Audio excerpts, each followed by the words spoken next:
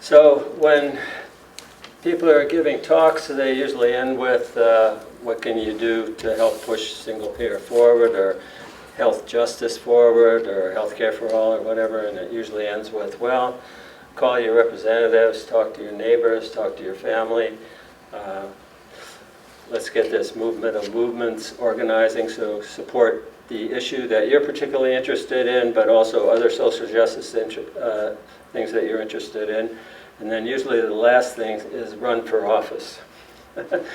So Hisam is somebody who's filtered down all the way through the aboves down to the thing that almost nobody does, because it's such a huge commitment. So I think Hisam is working full-time at Northwest Hospital, and is assistant professor at the University of Washington, and he's been working on his campaign, running for city council. So it's just amazing that you have any time for sleep. And if you have time for sleep, it's probably some weird dreams and waking up and so on. But anyway, it's just a huge privilege to have you here tonight. So thank you guys very much for having me. I'm really excited to be here. This is a topic that is really near and dear to my heart for lots of good reasons.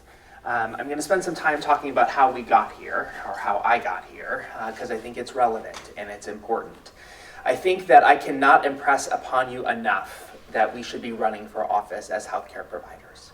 And what I mean by that is I don't think anyone understands healthcare like we do.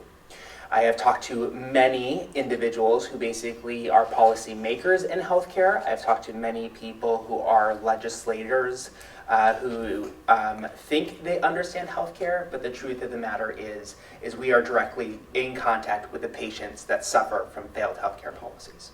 So I cannot impress upon you enough to actually be running for office. Now, what I will say that healthcare has not done well is that we do not have a political machine in which to run credible candidates.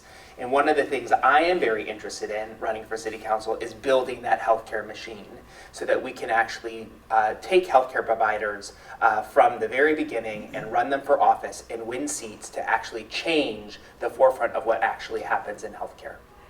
And I think this is imperative. I do not believe that us talking to lobbyists is going to change how people perceive the importance of healthcare. And you don't have to look very far in the news to realize that Republicans really don't understand healthcare at all. Now, with that being the case, I went into family medicine and psychiatry because I wanted to take care of everybody. I wanted to be a doctor of the people. I wanted to be responsible for any illness, anytime, any place. So I went to Case Western to do a combined residency in family medicine and psychiatry because I felt I needed that training. It took me 5 years, and I specifically went to Case Western so that I could work in international health. Now, prior to that, I had worked in international health in Egypt. And my family is from Egypt, and what made it unique is that my uncle was the Minister of Trade of Egypt. So I had an in to the Health and Human Services Secretary. And what we realized the problem in Egypt is that although there was really good healthcare in Alexandria, which is in the north, and Cairo, which is in the center, there wasn't actually very good coverage for that rural population that was in between. And actually transporting patients from that area was actually very challenging. So one of the things that we decided to do was bring healthcare to them. So we started a mobile healthcare bus that basically went to these regions, and for the most part, it was an infectious disease bus because schistosomiasis in the Nile Valley is a significant issue, and bladder cancer is the 8th leading killer of people in Egypt. So just addressing this infectious illness was basically something that we could do really rapidly, provide a ton of education, make some significant improvements. The problem with that program, though, is that although it was really emphasizing international health, specifically on schistosomiasis, it didn't do much to think about people as people and how do we actually manage these individuals and provide them comprehensive care, specifically mental health care. So that led me basically to go to Case Western, where I studied under a guy named Masahiro Morikawa. And for those who are familiar with him, he's an individual who used to actually be responsible for the High Commission on Refugees with the World Health Organization, and basically was a trauma surgeon in Japan, and then later on got an MPH at Johns Hopkins, and then eventually became a family medicine doctor, because what he realized is that his surgical skills were not relevant in a lot of these humanitarian crises. So that led us to our first project, which was in Guatemala. And what I learned a lot about primary care at that point in time was the following, is that it turns out that Guatemala's healthcare system is based upon how most healthcare systems in the world are, which is that it's basically a pyramid. And in that pyramid, you have primary care doctors comprising the vast majority of individuals. You then have basically the secondary or tertiary care, and then tertiary care basically at the top. Tertiary care, of course, are our hospitals and basically our acute settings. Secondary hospitals would be someplace like a clinic that basically had more services, or maybe a smaller community hospital. And primary care is where the vast majority of care is actually delivered. As we know, the United States healthcare system is not built this way. In fact, the United healthcare system is actually the reverse, right? Where we spend a lot of money actually in the tertiary care system. We spend very little of it in primary care. If you actually want to look at the data basically says that developed countries will spend anywhere between 15 to 20% of their GDP here, where the United States spends anywhere between 5 to 8% per year here. So this is abysmal compared to the rest of the developing world. So what we were asked to do in Guatemala was basically reduce under 5 mortality rates. And that was basically the thing that Guatemala was really interested in, specifically in a state that they had called Quetzaltenango. It's very long. But what they were really concerned about is the people who were living high in the mountains basically had an under 5 mortality rate that was twice the rest of the country. And what they were asking is can that actually be changed? So in Guatemala, this basically is called a puesto. This is called a centro, and then this is called the hospital, or a hospital. And originally what they basically asked us to do was actually come here to the tertiary care hospital and basically train doctors to basically better at diagnosing under 5 mortality rates and changing outcomes. It didn't take us very long to realize that when we were at the tertiary care hospital that the providers there were actually more interested in their private clinics than they were actually in the public sector hospital, and that spending our time there was actually not going to be very fruitful. So that led us to basically go out into the community and spend a lot of time at the puestos. Now, interestingly enough, at the puestos is that those individuals who are there are high school graduates at best. Lots of them basically have limited knowledge. And so we had to develop a system that basically would reduce under 5 mortality rates and be accessible to individuals who are not doctors or nurses. These would be considered community healthcare workers. Now, the data internationally is that 90% of the world will never see a doctor in their lifetime. This is actually very true of Guatemala and rural Guatemala as well. The reason they don't typically go to see a doctor is 1, when they go there, they're not treated well. 2, when they go there, nothing changes. 3, when they go there, it's expensive. 4, when they go there, they basically are treated poorly. So, meaning that the outcomes don't matter, right? So this is how the public system ran. And what would also happen is that we started seeing doctors basically get a bunch of skills and actually leave their countries, sort of brain drain kind of stuff. So we spent time basically at the puesto, and we developed something what's called an NS chart, which basically stands for Nino Sans. And what it really did was look at what were the killers of kids, and for people who work with kids under 5 mortality, it's respiratory, diarrheal, and then basically neonatal, right? And that basically comprised probably about 75% of all of the deaths. Worked with that individual and basically were able to develop a program with individuals that dropped the under 5 mortality rate by 50%, which put it on par with the rest of the country. And that really showed me how powerful primary care is, and how if you can actually get involved at the beginning and develop trusting relationships, you could actually make a significant change in people's lives, and you could put them on par with the rest of what would consider the industrialized part of their nation. And that was powerful. And that changed how I saw primary care and the importance of it. That then eventually led me to my final, my next big project, which was in Nepal. In Nepal, basically, this is one of the few countries that receives tremendous amounts of financial aid, yet still has some of the worst health outcomes in the world. And the reason is there's a significant amount of bribery and siphoning off of those funds.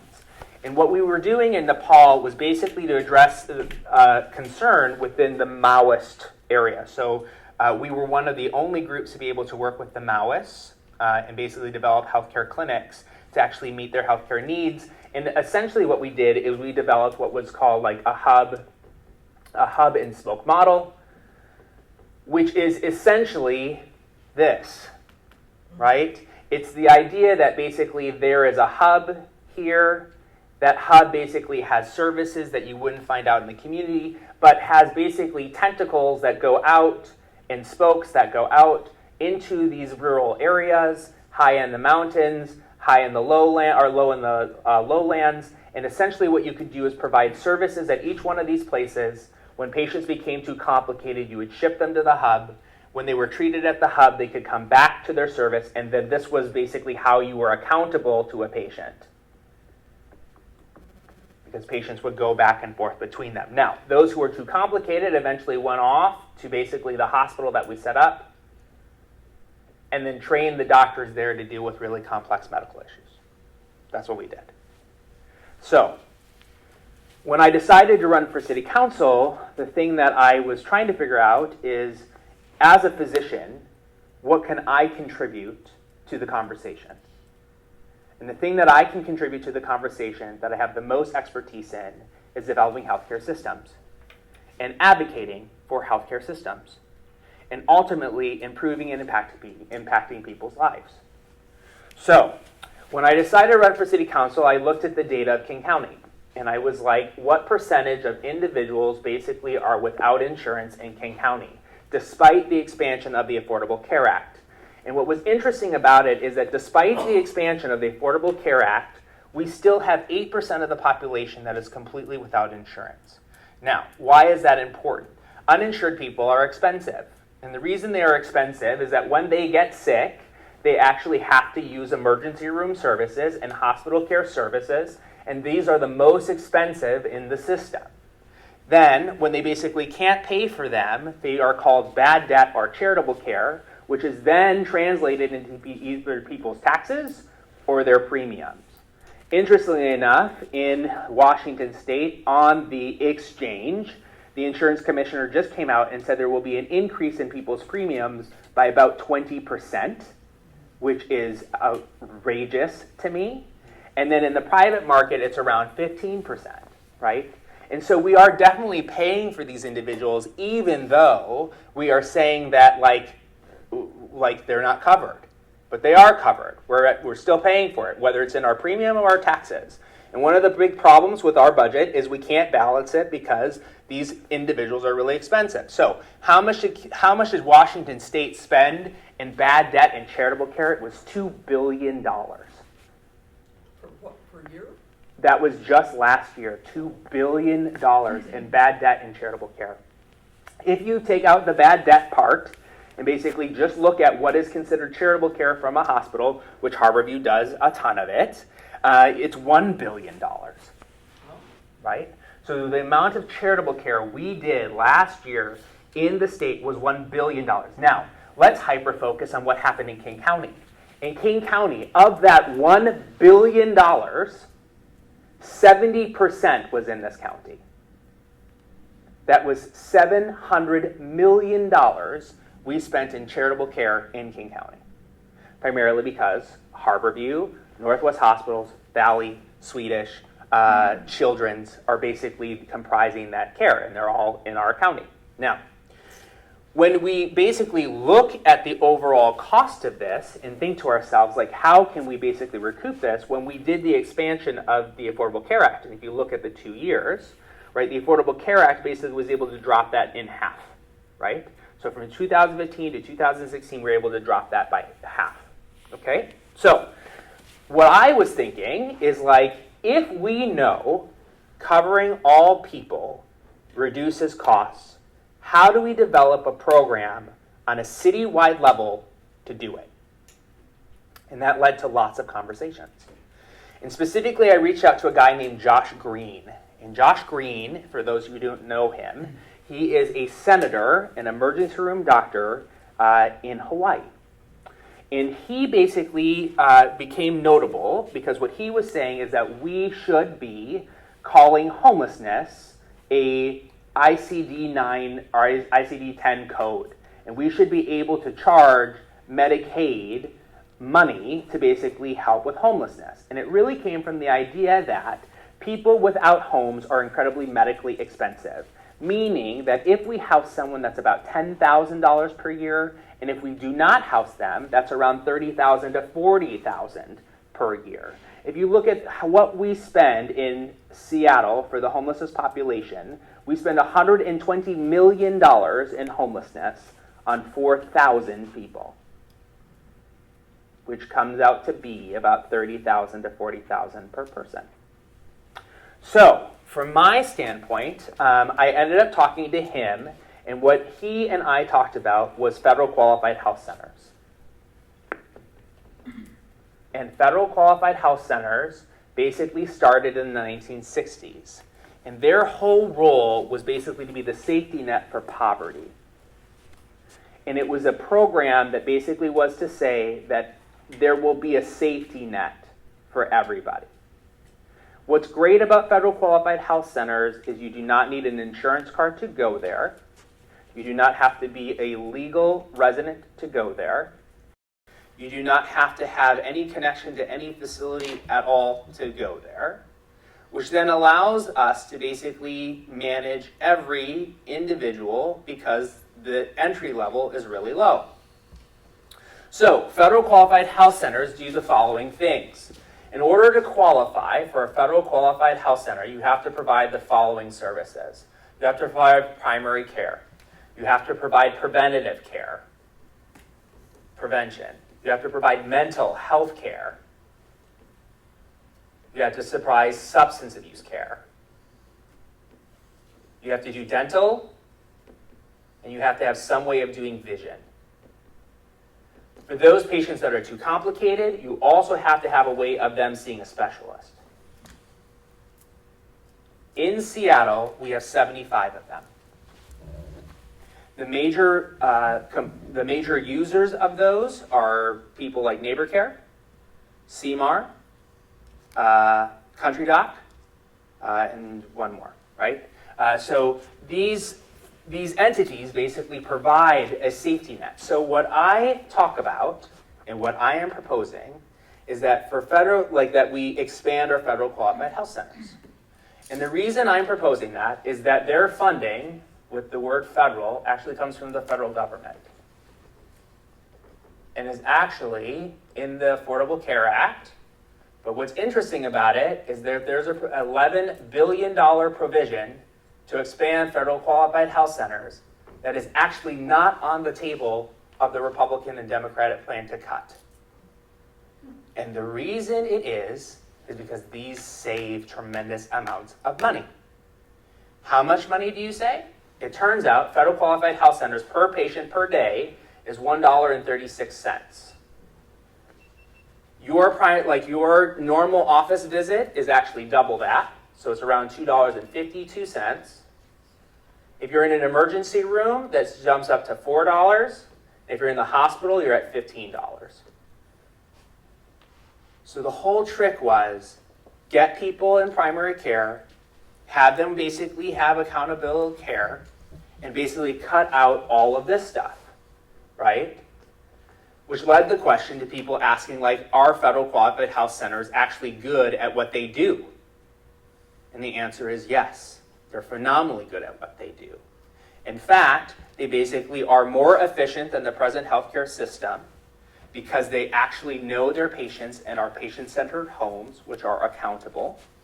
2, they basically don't do fee-for-service, which allows us to basically cut the costs, right? Because fee-for-service is every time we do a test, we charge for that test. You can get repeat tests, etc.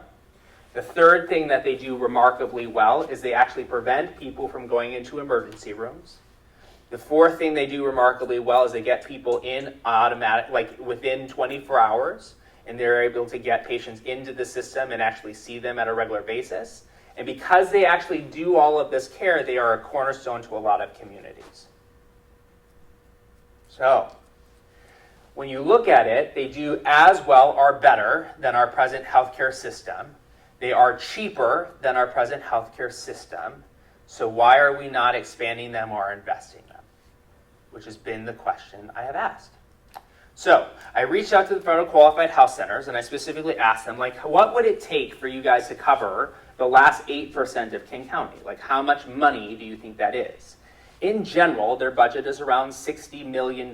Most of that is actually federal funding. Most of that comes from grant. And because they are actually nonprofit organizations, they're able to do charitable donations. So they fundraise themselves and they're actually able to develop things. So what I am proposing the city does is basically take $25 million per year and invest in federal qualified health centers. And what's the return on that investment, right? So what you really want to know is how much money are you going to save if you do this? It turns out return on investment in federal qualified health centers, for every $10 that you basically spend in these centers, you basically recoup anywhere between $30 to $35, somewhere in there. So you're looking at basically a 3-time ROI, return on investment, which is really amazing. It saves you tons of money. And the way you save money is people are not using the most expensive part of the healthcare system, which is up here. Because they're actually seeing their provider, they have someone who's accountable to them, someone keeps track of them, they're getting preventative care services, and we're also addressing mental health services, which is really important. For those who work in primary care, we know that 70% of primary care, for the most part, is actually based upon psychiatric or mental health issues. Especially what we're seeing right now with basically there being so much turmoil, we're seeing a lot of depression, a lot of anxiety, a lot of stress, a lot of physical symptomatology, which is basically mentally induced. And so we need to be thinking about how do we actually think about people comprehensively, right? Which is the whole idea about talking about a patient care home and really talking about, like, how do we develop a system that works for the people that we care about and we take care of. So, people often ask, well, where will this money come from? Right? Like $25 million is a lot of money. The budget of Seattle is $5 billion, so it's not that much money when you think of $5 billion. But it turns out police overtime is $22.5 million,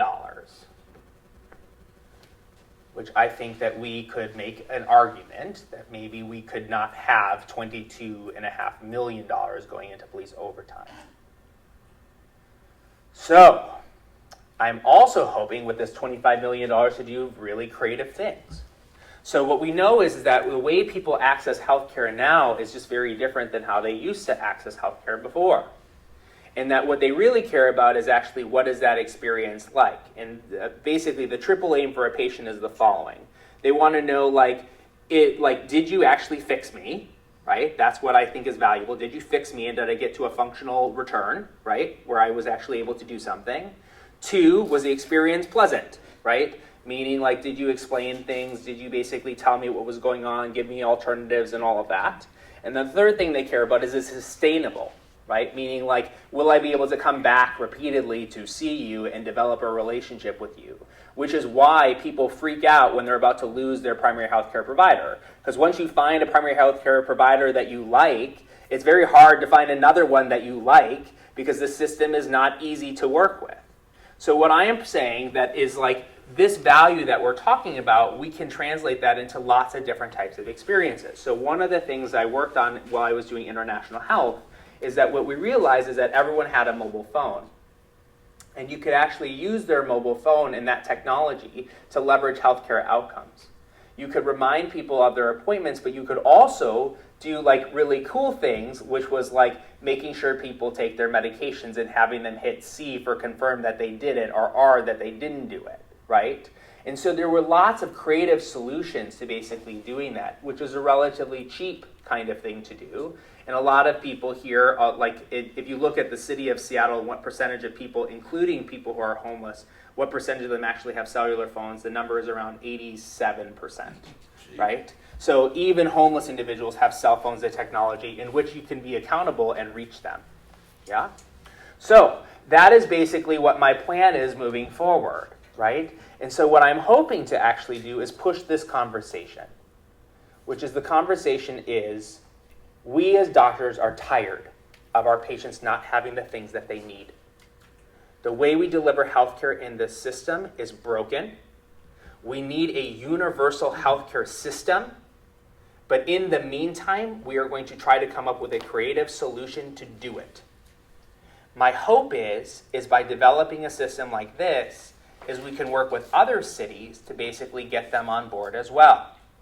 If we're able to develop an archipelago of cities, it turns out that 55% of the population lives in a city now.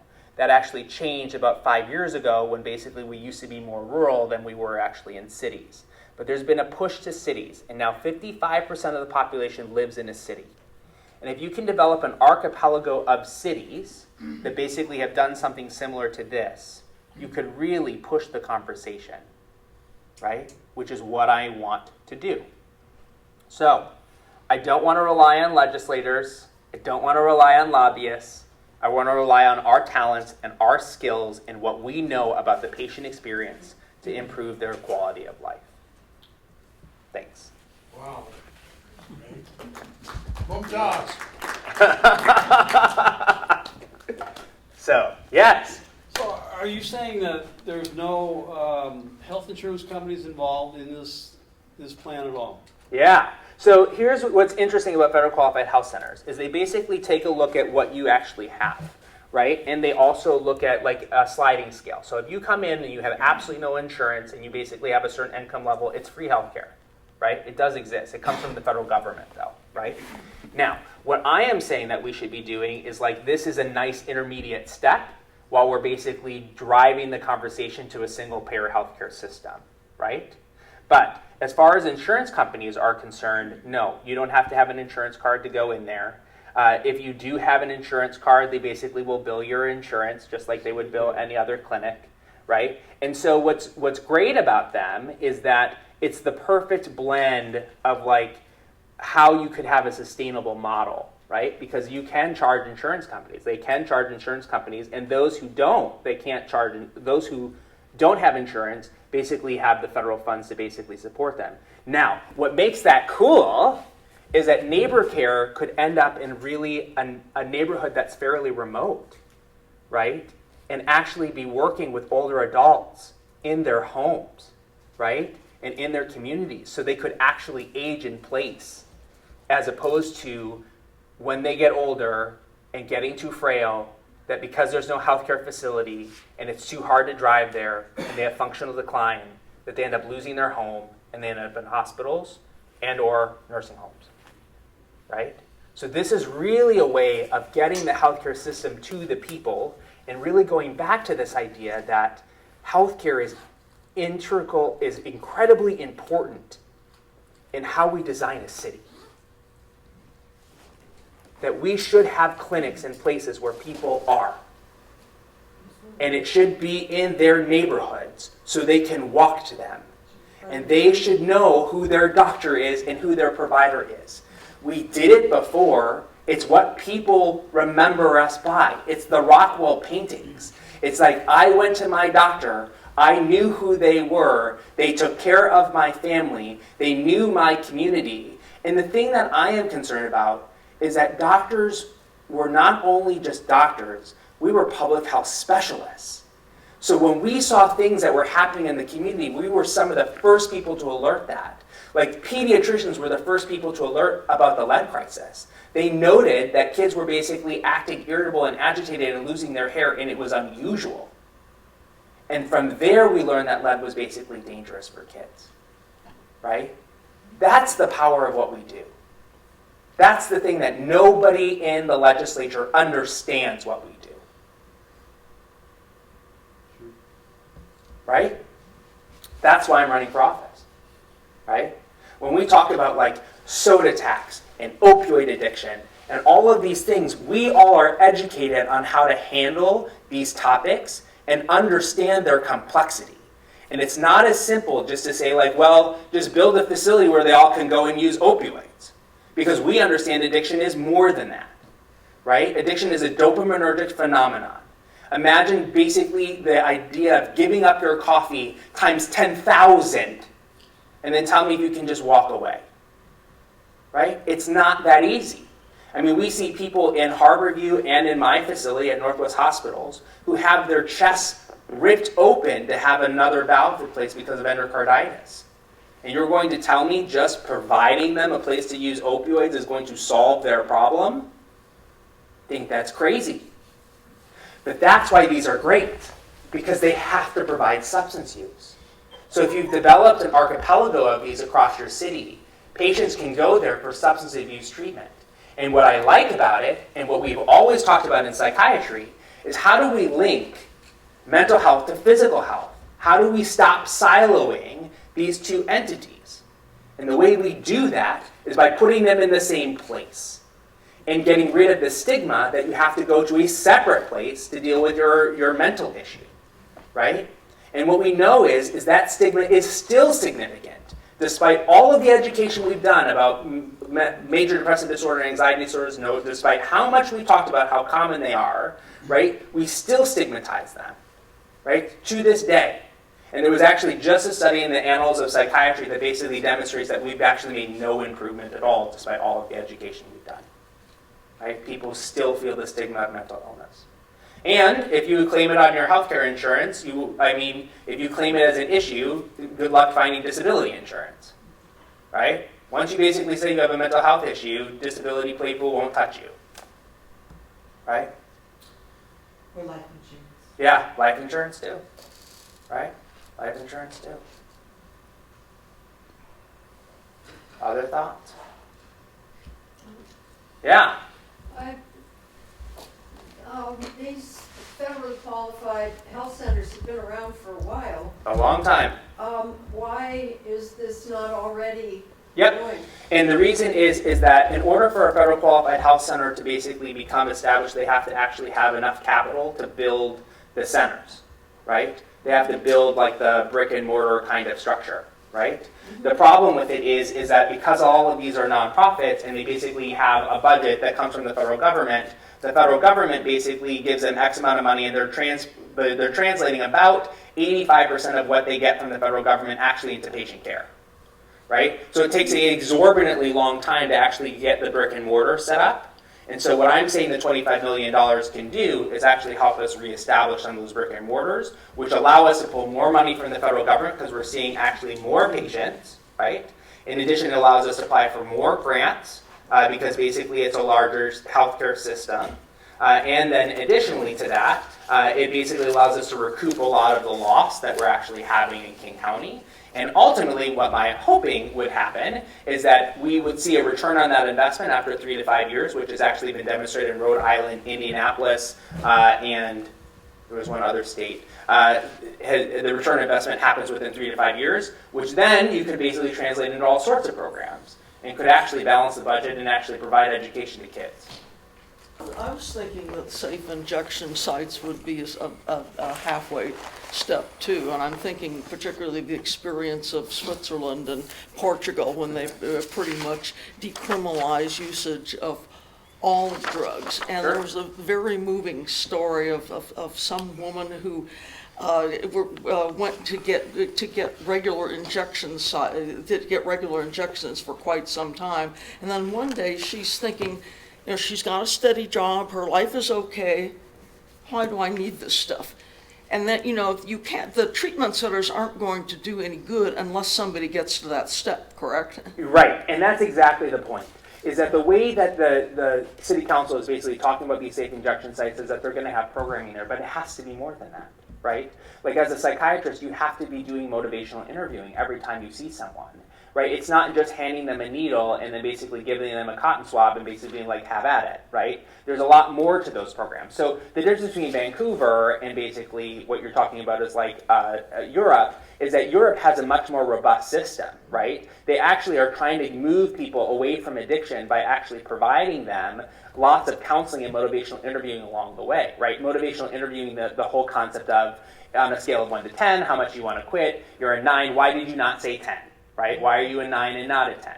Then by building that relationship, you're actually able to move people actually from a 9 to an 8, an 8 to a 7, and eventually get them from pre-contemplative to contemplative, and eventually contemplative into action, right? That's what you really want. I'm not saying that they should not be done, right? I'm not saying that. But what I am saying is that medical providers have a different experience with this, and we have a different way of thinking about it, right? And that's really important when we're talking about the health of the community, right? That's what I'm saying. Now, the American Medical Association, talking about safe injection sites, just came out with a statement saying that they basically are in support of the safe injection sites, right?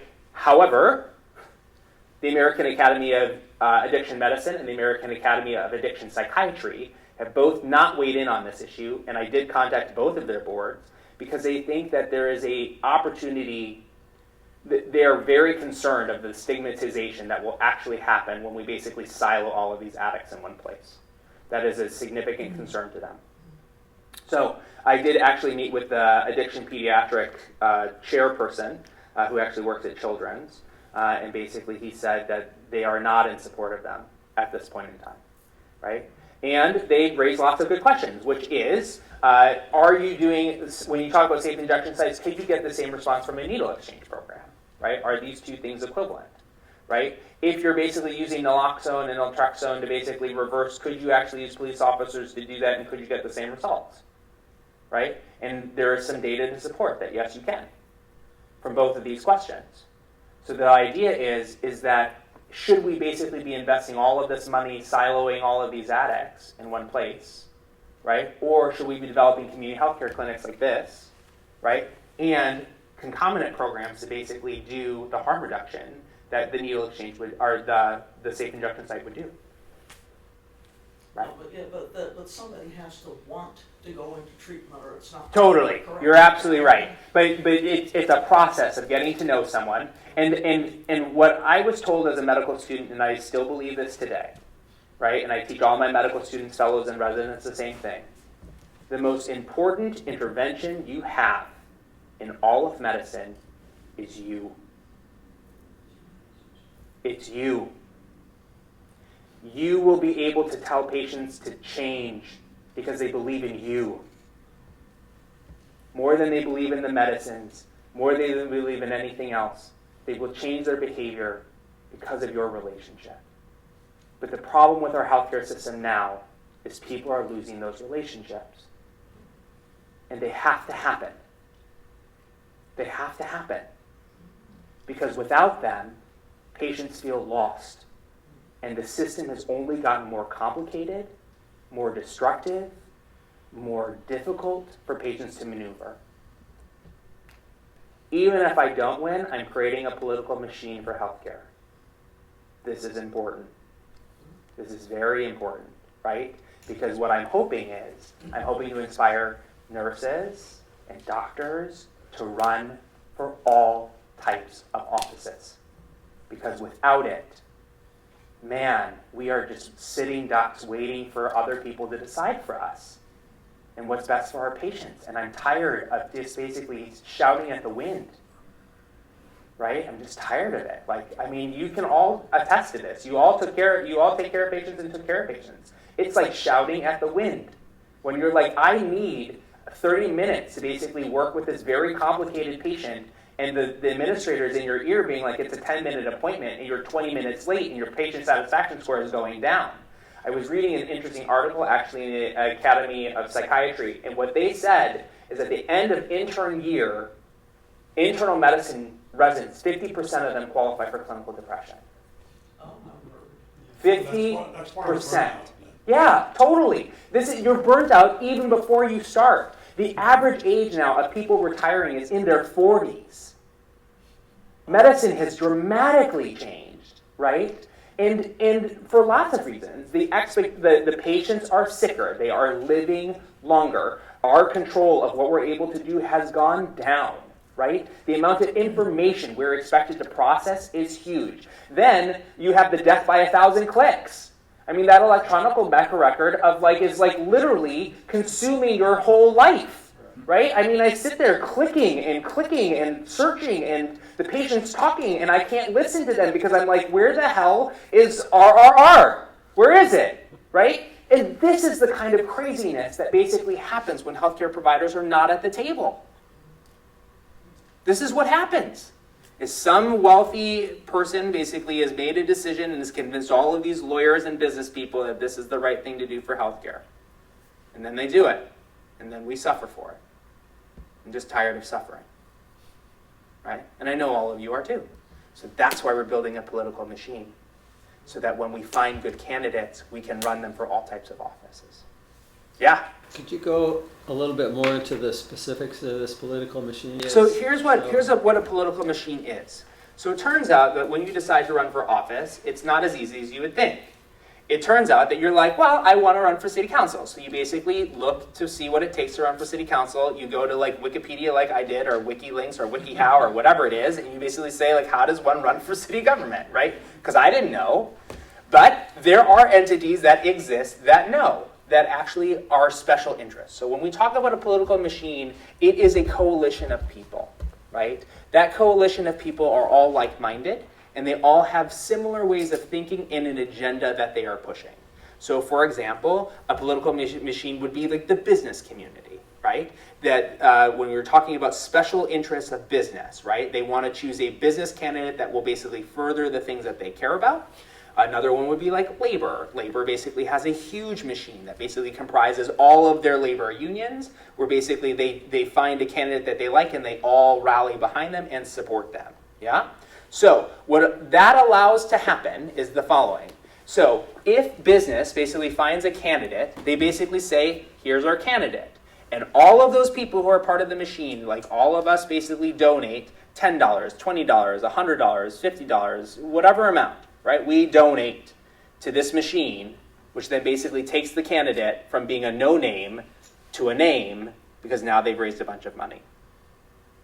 And campaigns are won on money and messaging. That's how they're won. Would you see a good vehicle is if whoever does win, like if Murray comes back and he appoints you to, their medical Their Health and Human Services chairperson? I take it. Can you do it? You can do something with that. Yeah, I could totally take it. I've actually been in contact with a bunch of the mayoral candidates to actually plant that seed with whoever may win, because I do think that we could push that conversation that way as well. I've also reached out to Dow Constantine. He actually has King County's Health and Human Services, and there is an appointed position there as well. So I have actually been in contact with all of the mayoral candidates and pushing the healthcare agenda and giving them the plan and letting them know that I'm the person that they should choose if they were to win. Yeah, so I think that's yeah, totally. I have been working on that. I've been working on that angle. I have met all of the leaders and the mayoral candidates. I've met with all of them and been pushing that. Yeah. Just a cautionary. Sure. Dr. Fleming, who was the King County medical health person, he quit because of his frustration, and let me tell you, he was just going to be tough. Yeah, listen, nothing that I've done thus far in my whole career has ever been easy, right? My parents are immigrants, so we fought for everything. I fought for my education. I worked all the way through medical school as a server, so I went to medical school and worked as a server at the same time until I got to my third year, where I couldn't because I was on clinical rotations. I then picked that back in my fourth year. Nothing has ever been easy for me, but I am very passionate about this. I care very much about what happens to people. And I know that it's fraught with disappointment in trying to convince people to basically do things even though they may not understand it. But I do think that our MD means something. And it carries a lot of weight with a lot of people. And I think we should be utilizing it to its very full potential, right? There is a natural thing about us having an MD where people trust us and they expect us to know about the issues. And so part of your job as a doctor running for political office is to know all of these issues very well. So I am not a single issue candidate. I actually have a full platform that basically is like medical, physical, cultural home, but we're focusing on the medical part because like this is what my expertise is in. But as far as knowing all of the other issues, I know those issues backwards and forwards better than any other candidate, in my opinion. And it's been written about that I know them better than a lot of the other candidates. How do you stand on the income tax? I think income tax. I mean, I think that we have a regressive tax system. I'm supportive of an income tax. It's not going to make it through the courts, but I'm supportive of it. Like, as far as the test case goes, there's just no way that those individuals who have all of the money are basically going to let that just sail through and be like, yep, we agree. Right? It's just going to get delayed in court forever. So you need to have a real solution on actually how you're going to fund these programs and what you're actually going to do while you're waiting for income tax to actually come through. Well, it's a very similar strategy, is that to get the income tax at the city level, and then, as you were saying, that would be a spoke on the wheel, that you get these other cities. And I'm totally for Seattle being a test case. It's just going to get caught up in court, right? Because there is a real significant thing in the state constitution that basically says that cities cannot leverage taxes, right? But could it be challenged? It absolutely could be challenged, and you actually have to pose it to challenge it, right? But I just anticipate if you have two of the wealthiest people in the world actually living here, but nothing. Who favor an income tax? They favor an income tax. Bill and Bill. Yeah, both Bill and Bill favor an income tax, right? But I think that you're going to run into lots of other individuals who are basically not in support of that. I think there's 9 Supreme Court justices that want an education bill, so I would tend to disagree with it not flowing through the legislature. Sure, I think we should do it. I don't think we shouldn't do it. I mean, I think we should totally do it. I just don't. We need to also have a backup plan. But that would be your money. How do you see, I'm in 350, and they kind of see issues like bike paths and upzoning as being sort of a step to get to other things that involve carbon-free environment. Would you see the medical problem as being our most tantamount thing in a step to get to something?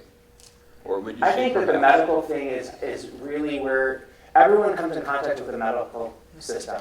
Everybody does. But I mean, right? is it the first step? I think it's absolutely the first step. Because and here's why. Because everyone comes in contact with it. And everybody cares about it. Right? And without your health, there's really not much else to worry about. Right? I mean, we've seen lots of patients. I could give you thousands of examples of people who basically had normal, healthy lives, and you tell them they have they have glioblastoma multiforme, and their life is over. Nothing else matters. Not the amount of money they have, no matter where they live, nothing matters. Right? They're dying. So health is absolutely essential. And I'm using health in the broadest sense of the word. It's not just health. That's not what we do, right? We do health and public health, right? It's comprehensive care. What we do is comprehensive, right? That's what we're talking about. And we need to have some accountability to people, right? When we're talking about this homeless population and people don't know their names or how much they're utilizing the services, we have to have accountability to them. And what we do know is that 10% of the population of Seattle is consuming 70% of the healthcare costs. Right? There has to be accountability to that. Well, that's true all across the board in every age demographic. 5% of the demographic accounts for half of costs, and 15% accounts for 85% of the costs. So the reality is that the vast majority of people, 85%, are not going to have expensive, they'll come in contact with the system, but not to the point of having really expensive health care. Right, and that's sort of the next part. So while I was at Emory, I worked on basically high utilizers of care, right, and basically developed a system with the Surgeon General there, how to basically address them so we could actually cut the healthcare costs at Grady Hospital, which was our county hospital. And what it involved was actually using a community psychiatric program that actually was developed in New York. New York came up with a program where they basically set up 4 high utilizers of care with 1 social worker. They basically came up with 8 teams in which 1 doctor oversaw those 32 patients. Those case managers, social workers were intimately involved in actually driving patients to the places they needed to go, right? Like to get their driver's license and to actually get groceries and all of these things. And what they basically demonstrated is they could actually reduce the cost by 400%. So, and that's the project I worked on, right? In addition to that, right, because we also knew that psychiatric patients were actually dying earlier. They were dying in their 60s as opposed to their 80s. They were dying 12 to 15 years younger than their standard cohort without psychiatric issues. I actually developed I developed medical algorithms for psychiatric practitioners so they could actually do that at point of care, right? So what would end up happening is that a psychiatric patient would come in, and then basically they would not only have a psychiatric assessment, but they would also have medical evaluation done by a psychiatrist in an algorithmic format that basically worked in actually reducing hypertension and diabetes in that population. We have whole Washington, which is talking about an initiative. Bob Hasegawa with his public banking is talking about an initiative because it doesn't make any sense to not have a public bank. And the Occupy movement kind of went strictly to that. And then also you have people talking about another initiative to build on transit riders' income tax. Which is what they initially wanted to do, was to put a petition for it in here. Could you see, a couple of us, myself and another gentleman, went to Colorado, and it talked about a budget of $46 billion being spent on healthcare in their state, and this would be reduced down to by one accountant's or not accountant but economics prediction, which said that there would be a savings of 38 to knock it down to 38 billion by invoking something that covered everybody. But that went down to dismal defeat. And I'm wondering, would you be open to, say, getting on board with a petition like whole Washington's, or which I think might have a chance of doing what Colorado did, which I'm supportive of anything that makes people healthier, right? Like anything that makes people healthier, I'm supportive of it, right? What we do know is that for every dollar that's spent on basically transportation regarding to biking and walking, you basically get 3 in return. Right? We know these things, right? Like the problem is we're not investing in these things. Like where our priorities are just different. But you have to have a comprehensive vision. And my comprehensive vision starts with healthcare. In my opinion, trying to get anything passed by an initiative that is at all complicated is a major disaster. Sure. Those people in Colorado were not voting against single payer. They were voting their uncertainty. They said, how will this affect my life? They didn't have the time to do their homework and find out. Mm-hmm. So if you're not sure, you vote no. That's where the no votes came from. Mm-hmm. And I can't see attempting anything at all complex by an initiative. It's going to go down. Right. Because people won't... But this is why you start at the city level. Yeah. Right? This is why my city program is really important. But they're voting against Obamacare too, and so you're doing something that supposedly is a system that needs to be replaced. So I think that's why they only had 20% support, is because everybody was so tired of Obamacare being the solution. So, Hisam, the way to sell this is to convince the electorate that we're going to save money in the long run? Okay. Well, I think that's one way. That's not, the money savings is not necessarily what people care about, right? What people care about is what they think is value, right? Which is, did you get me better? Is it sustainable, right? And what was my experience, right? And the truth of the matter is the way we're going to sell universal health care to people is basically like pulling in sort of that image of you and your doctor and you and your nurse and that relationship. That's actually what sells everything, right? The thing that actually gets people to change their minds is relationships, period. It's building those coalitions, building those bridges, building those relationships. I'm proposing to move this through by people talking about like what's that experience like to be with your doctor? What's that experience like to actually know that you have someone who cares about you, that you can actually get care when you actually need it, right? That's what we're selling. We're selling people their health. And people are motivated, right? People in general are very motivated to healthcare right now. Like it's like what made Bernie Sanders' campaign. Like it was one of the things that he was touting, right? Is that we need to have, and it's still the thing that basically puts him on the news all the time, right? Because people are hungry for it. People want to change. People want to see something different. And who doesn't want to actually have a clinic near them where they know their doctor and they can walk to it and people know Well, I'm just them? thinking in terms of this, these federal qualified healthcare centers Mhm. are really for the poor and the underserved, right? Because most people still have some sort of insurance, whether Sure. it's Obamacare or, it's associated with Sure. our employment or we qualify for Medicare. Mhm. Right? And my question is, how do we get people to care about the poor? Yeah, well, this is you sell this to business because the premiums go up, right? That's what I was saying, is that like, it's not as if you're not paying for them. You are paying for them, right? That's exactly Right, so businesses, which basically comprise the vast majority of the people who are who have health insurances through their business, are all paying that extra bit on their premium. Whatever they're not paying, they're passing on to basically the employee, right? And in addition to that, for whatever is happening, our taxes go up to basically make the remainder of that money up, right? We're still paying, right? We're still paying, right, for that care. So the way you basically get the business community to care is you talk about reducing their premiums and how much they're spending, right? I think back to Shama Sawan's campaign for 15. She's a friend of mine. I worked on it, and from the days of Occupy, and the pitch to the capitalist class, business owners, is this is going to help you in the long run. Sure. Because if these people are paid a decent wage, then, They'll put more money back into the system, sure, totally.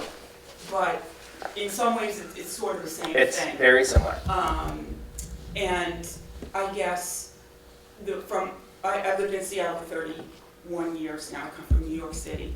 And what we see where we work at South Lake Union at the Hutch in the last 5 years, this is turning into a Dickensian city.